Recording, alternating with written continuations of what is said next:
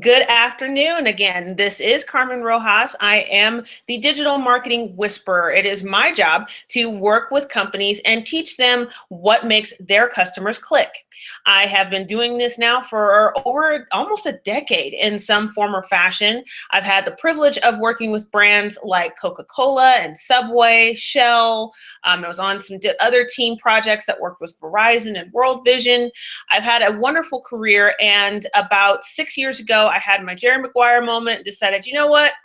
I'm done with the corporate marketing thing, and I launched Rojas Consulting. And since then, we've been doing just about everything in digital marketing, including website design, social media management. We've done content management. We've done a lot of fun things, but we are home when it comes to data and analytics. The emergence of big data has been a tremendous thing for our company, and we are looking forward to sharing what we know and what we do with all of you out there. So if you'll hang on to the end of today's webinar, I have some news about our promotion that we're currently running for our new program, and so we'll talk about that at the end. But I want to get to today's topic, which is all about Twitter analytics. So this week we've been focusing on social media analytics, and so today we're going to be talking about Twitter analytics. Now, here's a couple of things that we talked about the other day when we were talking about Facebook. And so let's talk about some of the things that actually do apply in both platforms. Number one, you need to make sure that you understand that sales do not happen on Twitter. Even if you run an ad or a post or whatever, you don't get a sale on Twitter. You get a sale when people leave Twitter and come to your website or wherever the actual transaction is taking place. But there are no financial transactions, with the exception of Twitter, that happen on that site. So conversion is the biggest thing that you need to be watching, whether you're looking at Twitter, Facebook, Pinterest, Vine, Instagram, any of those. You can't do a sale there. You have to convert them to someplace else. So that's important for you to keep in mind, and that should be the overriding goal. And the measuring stick that you're looking at when you're looking at your social media accounts is, am I converting traffic to a place where I can actually sell them and make a conversion for my social media? Now, the other things that we talked about the other day with Facebook being that the number of followers that you have is really not the metric that you want to watch. Same thing with Twitter. You can have a ton of followers, and if none of those followers engage with you, if none of those followers make it off your Twitter page to your website or to wherever you can, convert with them, then that's really kind of a waste. So don't worry about chasing followers. I would rather see Twitter accounts with a few hundred actual paying engaged clients or customers versus Twitter accounts with thousands of people who never engage with the brand, in any meaningful way. So again, don't chase the number of followers. You want to chase things, we'll talk a little more about the metrics that matter. Shares matter, engagement matters, but the actual number of followers is not as important. What you need to be thinking about is, who are these followers? Are they coming, for me, for example, on my Twitter page, I have a lot of followers who are also fellow digital marketers. Well, that's great, but to be honest with you, my products and services, probably my product mix, less than half of what we offer is actually geared towards other businesses. So my audience here on Twitter is a different audience than I have on Facebook or on Instagram or any other place. So that brings me to my third point before we get into the nitty-gritty of analytics, is that you can't address your audiences all the same. Your Facebook audience is different than your Twitter audience, and that's different than your Instagram audience, et cetera, and et cetera.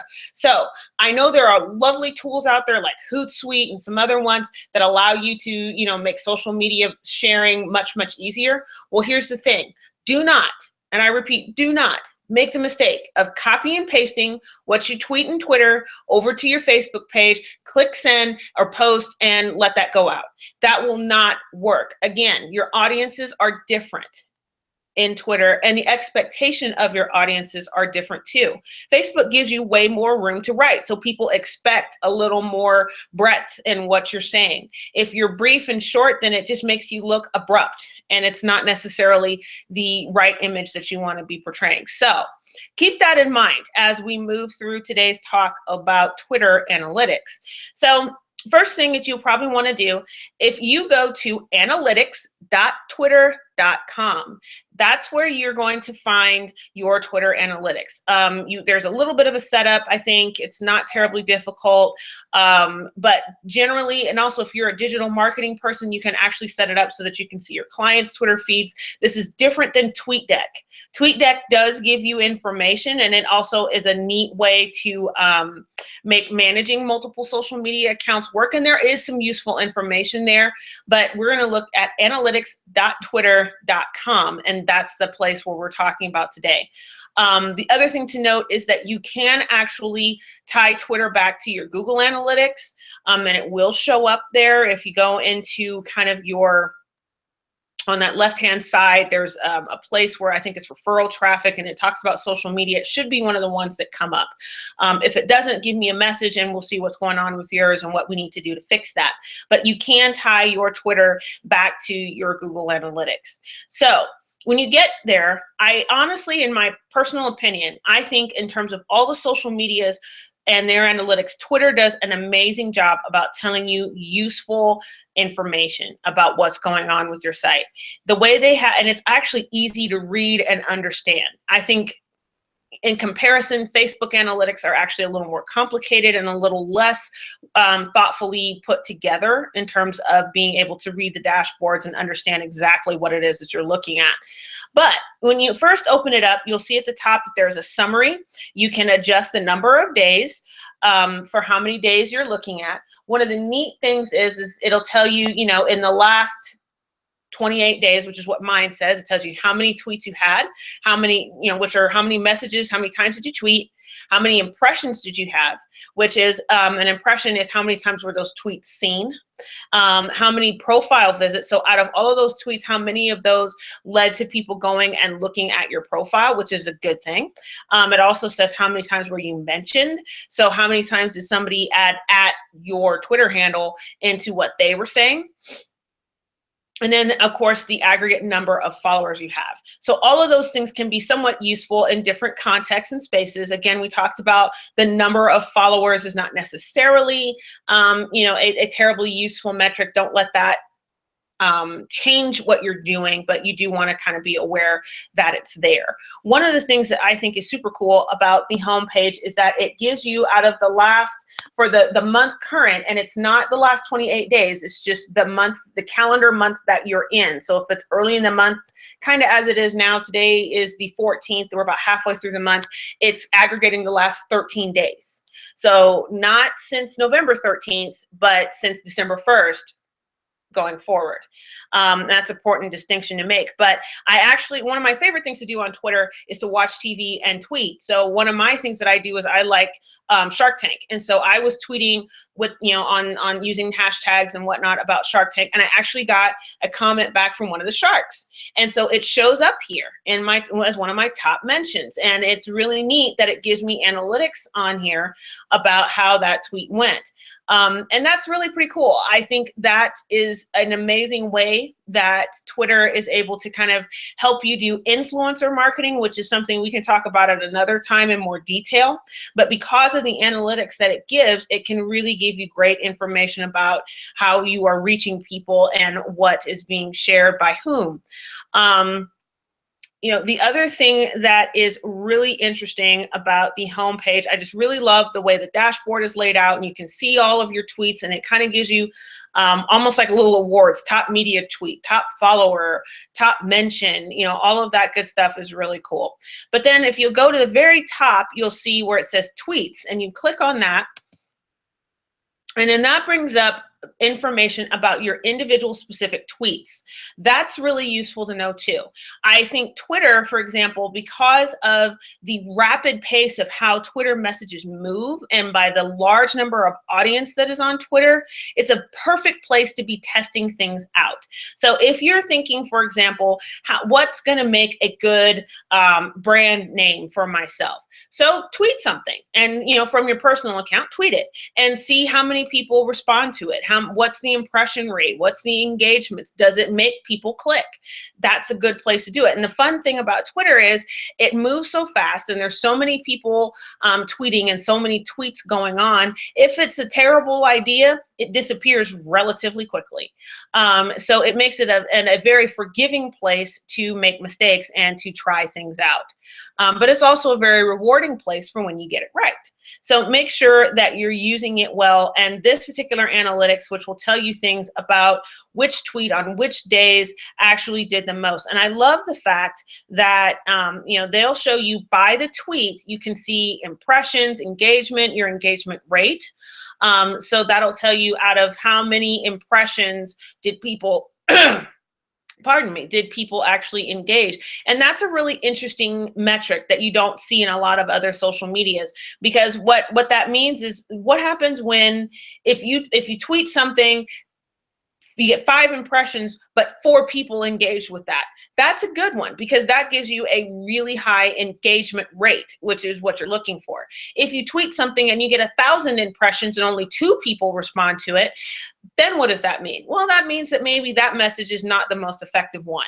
So you need to be watching the engagement rate, as well as keeping the other numbers in context with how that's working. But I love that they add an engagement rate, and there's even like a lovely little engagement rate chart, which kind of tells you the trend over time on how your engagement rate is moving. So that's an amazing metric that they include in their tweets, in their Twitter package, that I think is super useful. The other things that are on here, the graphs on the side, the retweets, those are interesting. If you're getting a lot of people who are sharing your content, then that's telling you something about your content that is useful. You want to see retweets generally moving in that upward slope to the right on that graph. You also on Twitter, there's a lot of really fun data about replies. Are you getting replies to your tweets? Are people responding to you? That's another way of looking at your engagement metrics in a very useful, dynamic way that is very helpful. So I think we've got a few questions. So let me just take a breath for a second and see if we can't answer some of those. Hold on one second. Let me see if I can't get my questions up while I take a sip of water.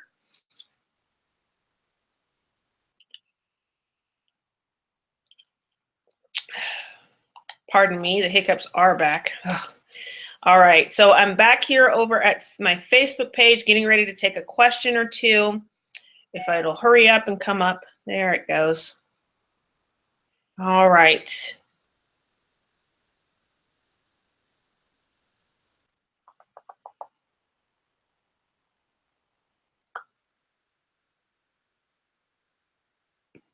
Well, I don't see any. I thought I got a little alert, but I apologize. So I think that was Lem or Amir. If you've got a question or a comment, please feel free to go ahead and leave it there. I may have saw something a little different go across my screen, but it's all good. So let's get back to the fun of Twitter and the tweet activity that we're going to be looking at here. So the next screen that we can look at in your Twitter analytics, and again, that's analytics.twitter.com. You can look at audience insights. Now, we talked about this a little bit the other day with Facebook as well. And this is really, really, really useful when you are reevaluating your customer profile. So this is another reason why, and it's actually a little harder to do in Twitter, but your Twitter followers should not be consisted of a bunch of friends and family and people who don't ever buy from you. If you're doing this for business, then your Twitter page should be people that you relate to for business reasons, not necessarily people who just like you and love you. That's, if you have a personal Twitter account, then that's great. But if you have a business account, then it will seriously screw up your data if everybody on there is not exactly a customer or some kind of a contact or something, but they're just friends of yours, or like I said, people that like you and love you. The interesting thing that they put on here that I think is cool that you don't find on other ones, you'll find tabs about lifestyle. So you'll find, for example, the lifestyle type of your consumers. You'll also, of people following you, you'll also find things about consumer behavior. So this is a really interesting tool, because what I'm looking at on my page right now is I'm seeing something that says aftermarket auto buyer types. And that's really interesting information. And I don't sell cars, but it's cool to think about, what does this mean for people? And let me just kind of do a quick screen flip there, and we can see what I'm looking at. We do have aftermarket auto buyer types, and we're looking at other things, consumer good purchases. So again, this is telling you things about who's buying from you, what they're buying, and why. And that's really interesting. You can also take a look at lifestyle. What are these people into? Are they tech people, entrepreneurs? And again, I mentioned a lot of mine are business followers. And so there's a lot, the top 3: technology, entrepreneurship, and marketing. And that makes 100% sense when you look at my followers. But for your business, this information is really interesting. If you are not in a if you're not in such a vertical, is what we call them, as digital marketing is, if you offer something that's a little more generic, this will tell you who is actually engaging with you and who's buying and looking at your products. So that's a really useful tool. So getting back to this, the next thing we have on the Twitter analytics is events.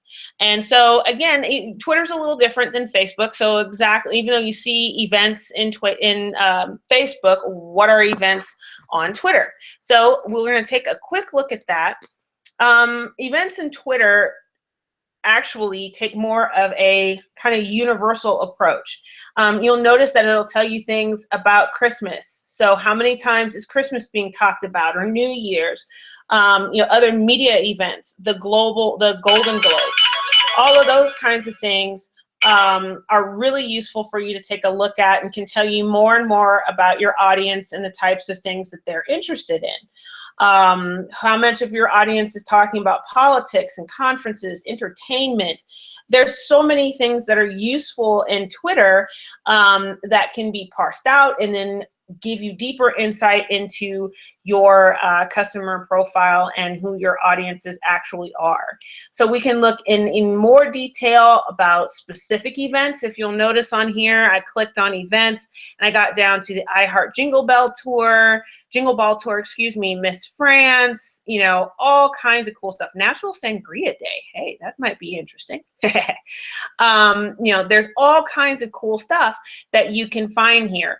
And, who's watching sports. So for example, if you're trying to engage with people and it has something to do with sports, well, what are sports people, talking about or tweeting about? And, these are, events in Twitter. So it's just really cool the way that they have aggregated this kind of information and content for us over here. And I think this is just speaks to the difference between Twitter and Facebook and all of the other all the other platforms out there in terms of what they can do for you. So you might want to take a look at Twitter cards. That's something that you can you insert them. They're called cards, but you're inserting them into your website so that way what you're getting is much more detailed information about who from Twitter is actually coming over to your website. Facebook also has them. They're called pixels on Facebook. That's a whole nother topic for another day. We can talk about, how do you install those and how do all of those work, but they are useful to you. So I would definitely recommend that anybody that's, really taking a hard look at Twitter to consider those things. So again, I'm taking a look at my feed over here on Facebook and I don't see any questions being asked. So I will pause for just a minute as we wrap this up. If this is interesting to you, if you're finding, that you would like this kind of information, but perhaps you just don't have the time to be doing it yourself, we do have some products and services here at Rojas Consulting that can help you get the most bang for your time, not bang for your buck, bang for your time. And that will help you to make these kinds of decisions without having to be the one that sits behind the computer to figure it all out. So we do have an analytics program that's only $19.99 a month, and it will help any entrepreneur understand who their customers are and what makes them click. So if that sounds interesting to you, I don't know anybody out there who can't spare $19.99 to find out how do they make their marketing work better. And if that's you, definitely let me know. We will post the link. You can sign up on our website. You can instant message me on Facebook and let me know, hey, this is interesting to me, or you have some questions about it. I'd be more than happy to answer any question you might have about that product. So I don't see anybody asking any questions right now, and that's perfectly fine. I guess that means I did an excellent job explaining how all of this works. So again, Twitter is awesome. Twitter analytics are probably some of the best social media analytics that I've ever seen aggregated in that way. You can take Twitter. Twitter does port over into your Google Analytics, which will tell you deeper information about what your Twitter following is actually doing as they move through your website. And that's really useful information as well. You would like to know, are Twitter people converting at a higher rate than Facebook people or than your email campaigns? And so that's useful information to know as well. So I'm really glad that that works well. But it is 20 after. I told you it would be 20 minutes. We've met our mark. If you've ever got any questions, please don't hesitate to call or ask. You can reach me on Facebook. You can reach me on Twitter. We're on LinkedIn. We're on a variety of different social medias, and we're always willing to answer any question that you might have. This has been Analytics Made Easy, and I am Carmen, the Digital Marketing Whisperer, signing off. Have a great day.